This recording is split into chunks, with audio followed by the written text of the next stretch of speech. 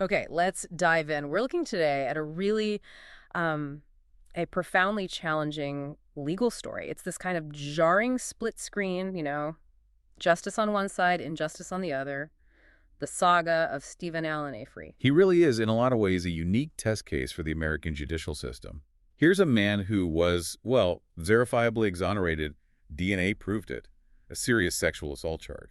A clear win for technology for the wrongfully convicted. Exactly. But then he's also the same man later convicted of first-degree murder. In that case, Right. it's still intensely disputed, full of allegations about conflict of interest, maybe even evidence tampering. And that dual identity, the proven victim of a system failure and the convicted killer, that's the knot we really need to try and untangle for you today. Yeah, we've got a whole stack of sources covering, well, everything. His entire legal history, the reforms that came out of that first case, the Teresa Halbach murder trial, and these constant ongoing appeals his team keeps filing. So our mission here isn't about deciding guilt or innocence. We're not retrying the case. No, not at all. We want to pull out those key nuggets of knowledge from the sources.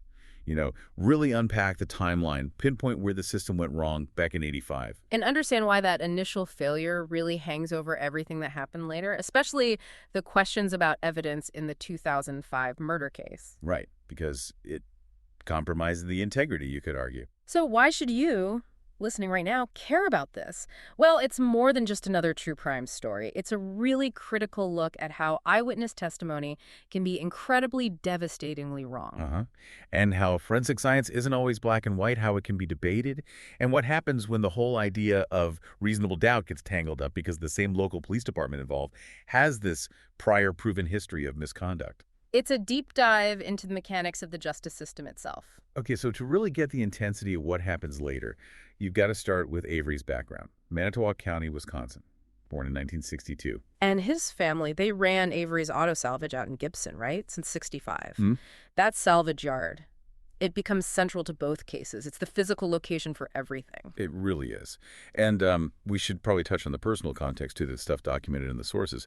A lawyer back in 1985 mentions school records, IQ of 70. Right, which puts him in that low-end intellectual functioning bracket. His mom even confirmed he went to an elementary school for slower kids. Seems like he really struggled academically. Definitely. And his legal issues started pretty early on. Yeah, 1981, he's 18, convicted for burglarizing a bar, got 10 months for that. And then there's that incident in 1982. Mm-hmm. It's pretty disturbing, the animal cruelty charge. Pouring gas and oil on his cat, throwing it in a bonfire. He was jailed until August 83 for that one. Later, he apparently just dismissed it, saying he was young and stupid. Which, maybe he was, but it paints a picture, It's part of his history leading up to the big one. And the really crucial event before the wrongful conviction happens in January 85. Ah, right. He runs his cousin's car off the road, points a gun at her. He claimed she was spreading rumors, but the charges were serious. Endangering safety while evincing a depraved mind, plus the firearm charge. Got 6 years for that eventually. But the key thing, the absolute key, is that he was out on bail for that felony when Penny Burnson was attacked. Exactly. July 1985. Penny Burnson attacked, sexually assaulted on a Lake Michigan beach, and Avery gets arrested. Why? Because she picked him from a photo lineup and then a live lineup. And this is where you start seeing the system failures piling up almost immediately. Because he had an alibi. A really strong one, right? Yeah, a time-stamped receipt. 16 eyewitnesses confirming he was like 40 miles away in Green Bay very shortly after the attack happened. 16 people. And a receipt. Despite all that, he gets convicted. Rape, attempted murder, sentenced to 32 years.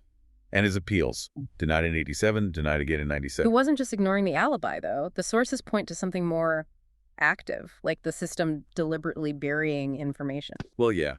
Around 1995, so he's been inside for about 10 years, a detective from a neighboring county, Brown County, calls the Manitowoc County Jail. What about? Says an inmate there admitted to the Burnson assault, said he was surprised someone else was doing time for it. Wow. So what happened with that call? Apparently, it got transferred.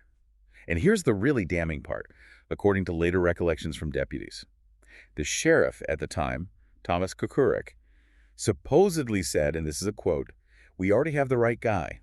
Don't concern yourself with it."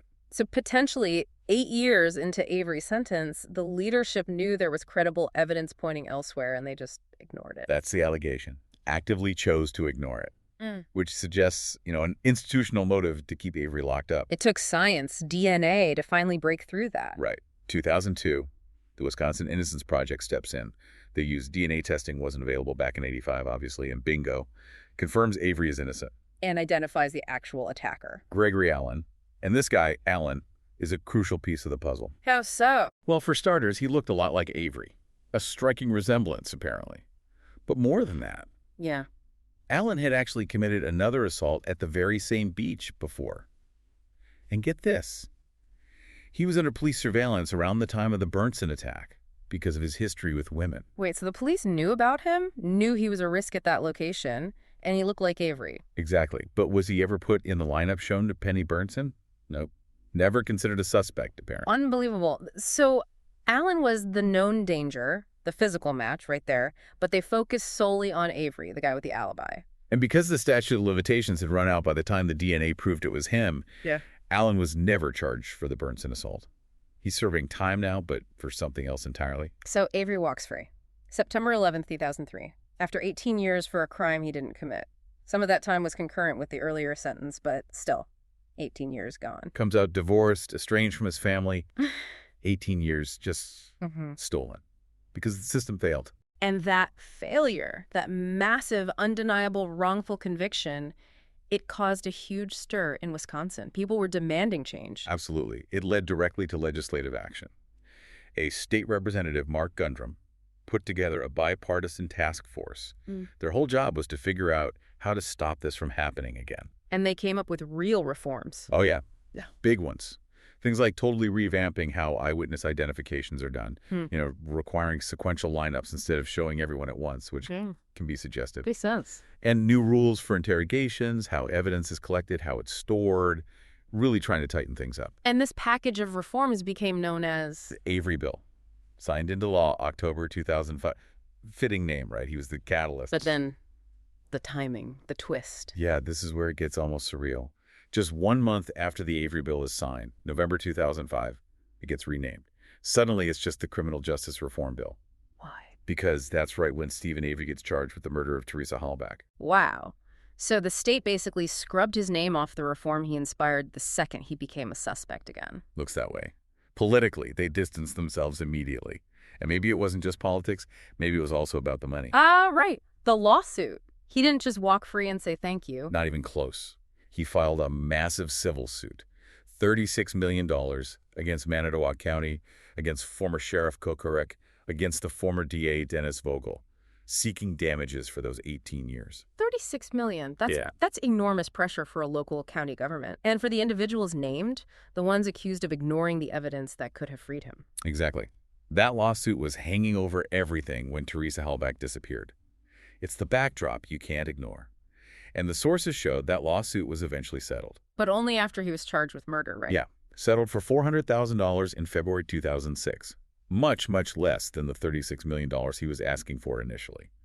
The murder charge changed everything. So that shadow of the wrongful conviction and the lawsuit, it just looms large over this next part. October 31st, 2005. Halloween. Photographer Teresa Halbach goes missing. Her last known stop, Avery's property, right there near the Avery Auto Salvage Yard.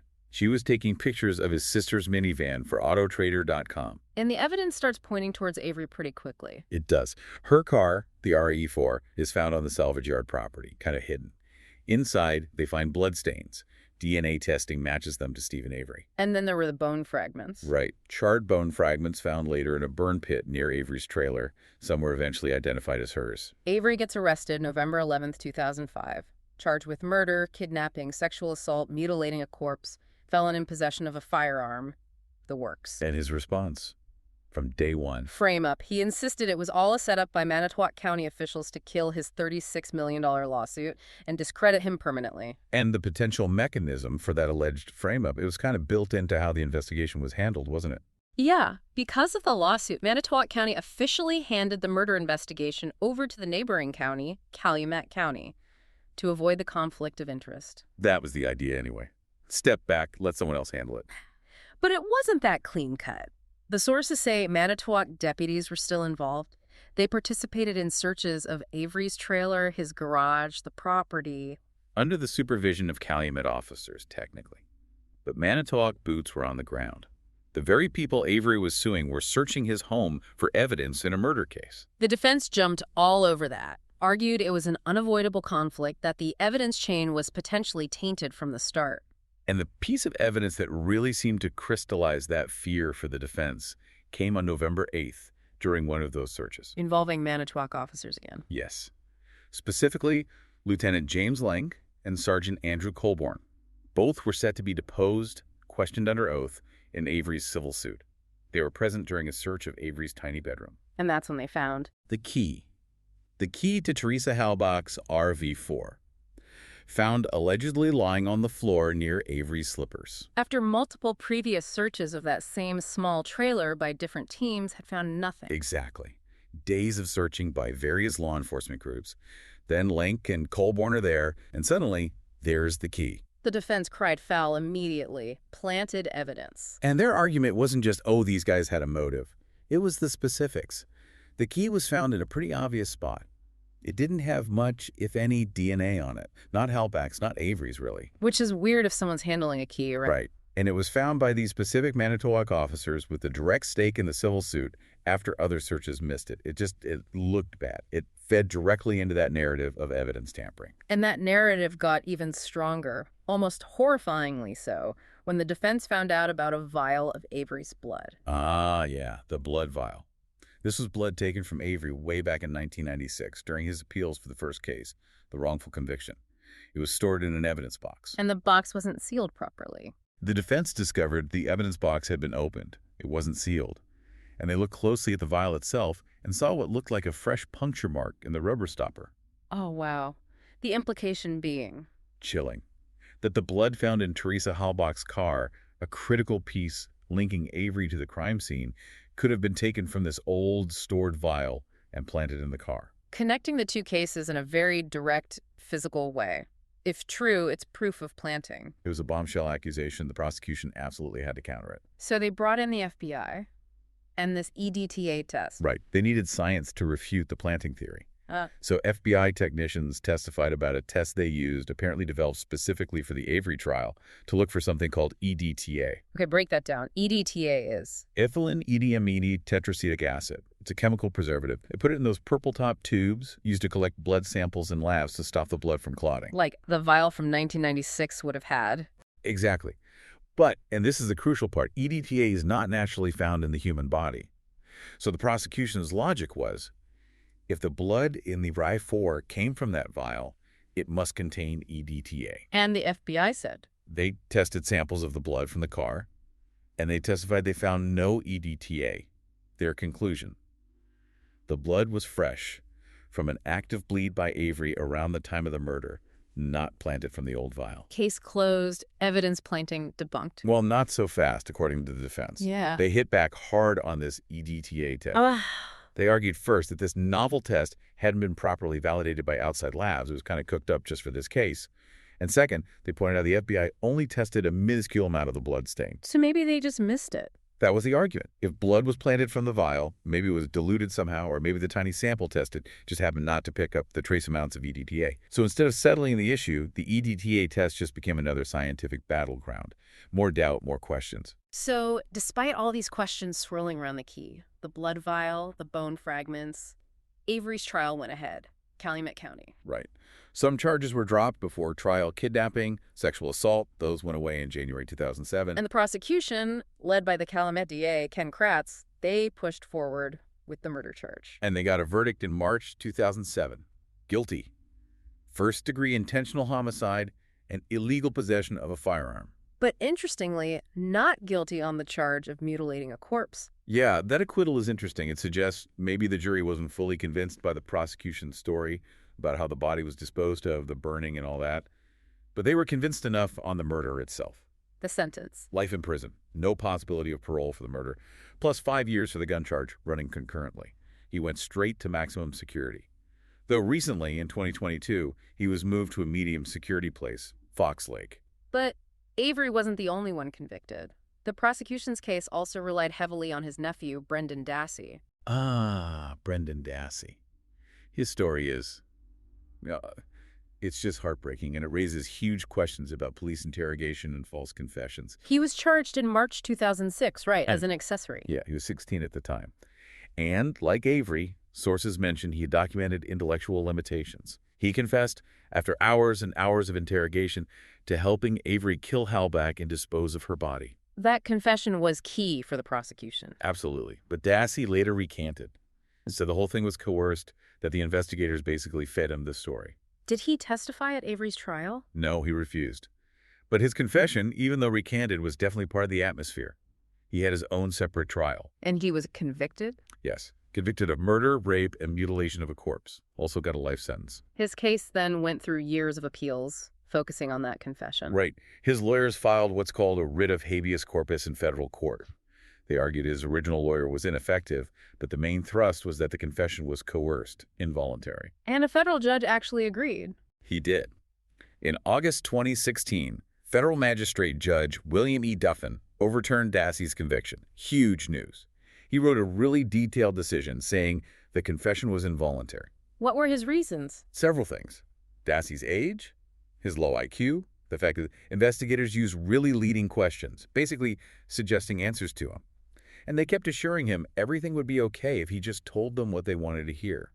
Plus, he was questioned multiple times without a lawyer or parent present. Sounds like a classic coerced confession scenario. Judge Duffin certainly thought so. He called it a textbook example of investigators taking advantage of a vulnerable kid. But the state of Wisconsin fought back. Immediately. Yeah. They appealed to the U.S. Court of Appeals for the Seventh Circuit. Initially, a 3-judge panel actually agreed with Judge Duffin and upheld the overturning of the conviction. So it looked like Dassey might go free. For a moment. But then the state asked for something called an en-banc review. That means the entire Seventh Circuit Court, all 7 judges, would rehear the case together. And what happened then? They reversed it. In a really close 4-3 vote, the full Seventh Circuit decided that, under the existing legal rules, the police had obtained the confession properly. They reinstated Dassey's conviction. 4-3, that's incredibly close. It really highlights how debatable this was, even among high-level judges. 4 thought it was okay, 3 strongly dissented, arguing it was coerced. That split itself shows how questionable the confession remains. And the Supreme Court? Dassey's team appealed, but the U.S. Supreme Court declined to hear the case in June 2018. So the 4-3 decision stands. Meaning Brendan Dassey is still in prison? Still in prison. He keeps applying for parole, but legally his conviction holds.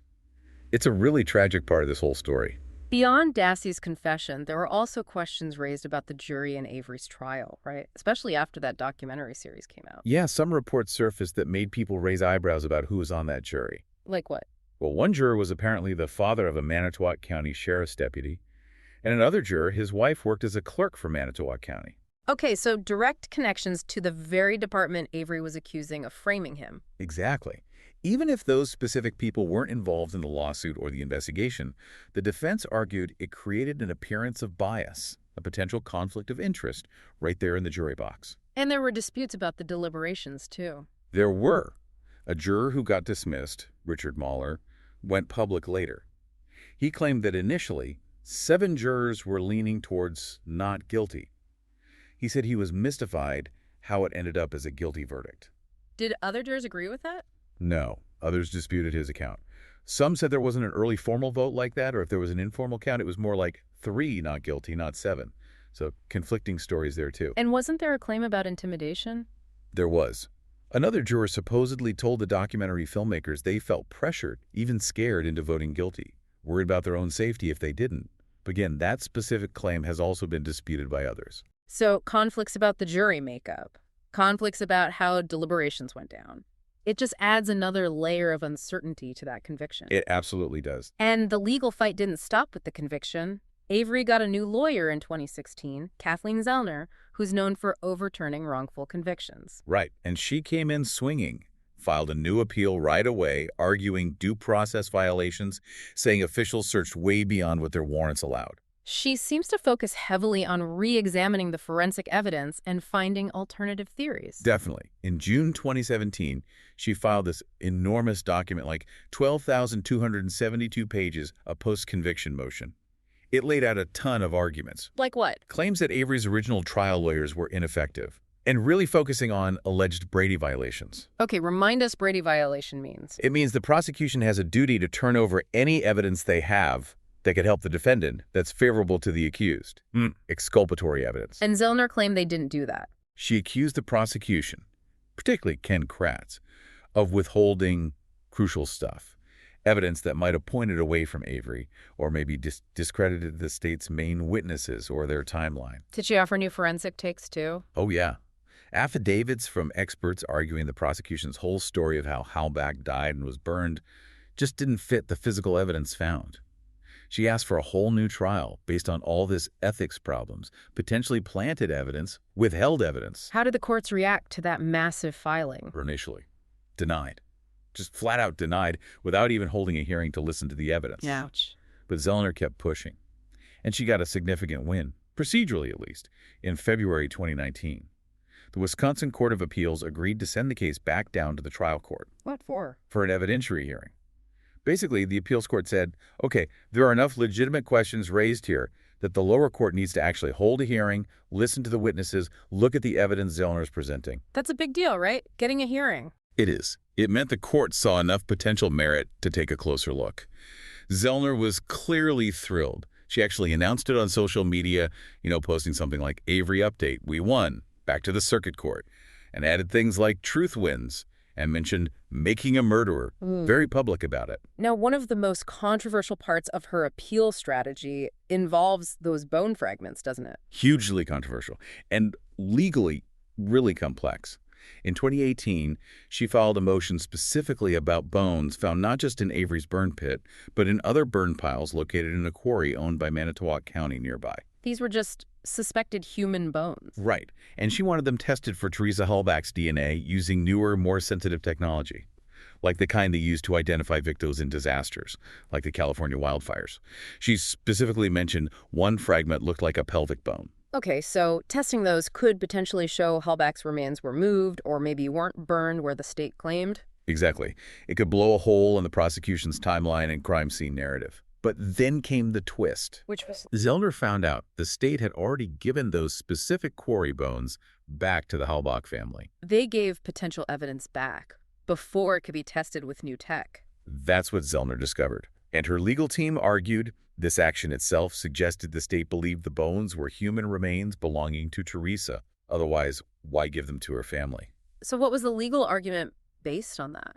Zellner filed another motion, arguing this is a violation of Arizona v. Youngblood. Okay, another legal term, Youngblood violation. It deals with the state's duty to preserve evidence. Basically, the Youngblood rule says if the police fail to preserve evidence that might have helped the defense, potentially exculpatory evidence, it's only a constitutional violation if the defense can prove the police acted in bad faith, like they intentionally destroyed it to hide something. So Zellner argued giving the bones back was bad faith. She called it a very sneaky way to get evidence destroyed. Basically, give them back under the cover of respecting the family, knowing full well it prevents future testing that might help Avery. She argued finding Halbach's bones in the quarry away from Avery's burn pit would create huge reasonable doubt. And she also claimed the original defense didn't even know about these quarry bones. Yeah, she added that the state had allegedly failed to disclose the records, the ledger sheet, about those specific bones to Avery's first lawyers. Another potential Brady violation layered on top. So all these efforts, the massive motions, the bone controversy, has it led anywhere concrete, like a new trial? Not yet. Despite everything, the courts have largely pushed back. In July 2021, the Wisconsin Court of Appeals again affirmed the lower court's denial of Zellner's big brief. They even criticized it, saying it contained many misrepresentations of the facts. But Zellner's still filing motions. Oh, yeah. August 2022, another one, 149 pages this time, claiming she has new witnesses. Pointing the finger elsewhere. Specifically, this motion claimed the new evidence would directly link Bobby Dassey, that's Brendan's brother, to the murder of Teresa Halbach. So, doubling down on alternative suspects and continuing to argue the prosecution hid evidence. It just keeps going. And of course, all of this legal maneuvering happens against this backdrop of intense media attention. Huge media attention. Even before the big series, you had things like that Radiolab episode back in 2013, Reasonable Doubt, which focused on Penny Burnson and the first wrongful conviction. But then came Netflix, Making a Murderer. Late 2015, Season 2 in 2018. That blew the case up globally. Absolutely. It put a massive spotlight on the evidence tampering allegations, the questions about police conduct, Brendan Dassey's confession. It reached millions. And that spotlight had real-world consequences, even legally. It did. Andrew Colborn, the Manitowoc officer involved in finding the key, sued Netflix and the filmmakers for defamation in 2018. So they twisted facts to make him look corrupt. What happened with that lawsuit? It was ultimately dismissed in 2023. But it shows how high the stakes got because of the documentary's narrative. And of course, where there's a popular narrative, there's often a counter-narrative. Right. In 2023, the Daily Wire put out Convicting a Murderer, basically arguing the Netflix show was biased, left out key evidence pointing to Avery's guilt, and presented a skewed picture. So, the media battle continues. It's not just media battles, though. There are personal ones, too. Avery's ex-fiancée, Jody Stachowski, she changed her story. Dramatically. She was shown supporting him in the first season of the documentary. But in 2016, she gave an interview saying that support was all an act. And she said she believes he's guilty. She did. Said she believes he's not innocent of the Halbach murder. And she made some really disturbing allegations against him personally. Claimed he threatened her family. There was that quote. Yeah, she told the interviewer, Avery said something like, "All bitches owe him because of the one Burnson that sent him to prison the first time. We all owed him and he could do whatever he wanted." She called him a monster and said he's the one person she can't trust. That's incredibly damaging testimony from someone who knew him so well at the time. Yeah. It adds a whole other dimension beyond just the legal arguments. It really does. It complicates the picture immensely. You have the system potentially failing him, but then you have these deeply troubling personal accounts too. And the public reaction after the documentary was huge. Petitions, right? Yeah, White House petitions asking for pardons for Avery and Dassey got hundreds of thousands of signatures. But the president can't pardon state crimes. Exactly. The White House had to respond and clarify that. Pardons would have to come from the governor of Wisconsin. And the governor at the time, Scott Walker, made it very clear he would not be pardoning Steven Avery. So here we are, back where we started almost. This incredible tension. It really is. Yeah. You have one man, two completely different legal outcomes from basically the same system in the same place. Huh. First, he's the poster child for wrongful conviction. Freed by DNA after 18 years, lost to state failure. Clear victim of the system. Undeniably. But second, he's convicted of murder.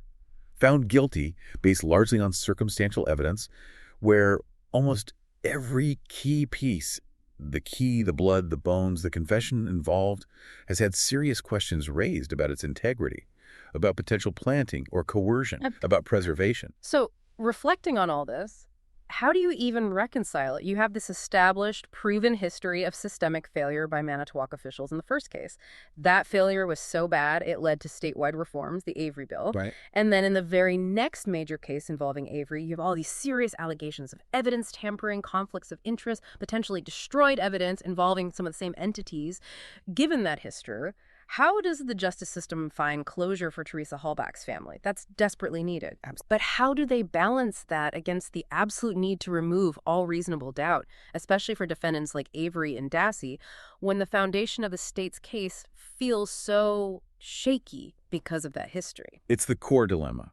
Where does the burden of proof truly lie when the people investigating the crime are the same ones who previously failed so badly and who had a massive financial and reputational stake in the outcome this time, when the evidence itself is so hotly contested? That question, that fundamental doubt about the integrity of the process itself, that's the challenge this case leaves us with. What does justice look like when the system itself is under such a deep cloud of suspicion? That's something for you to think about.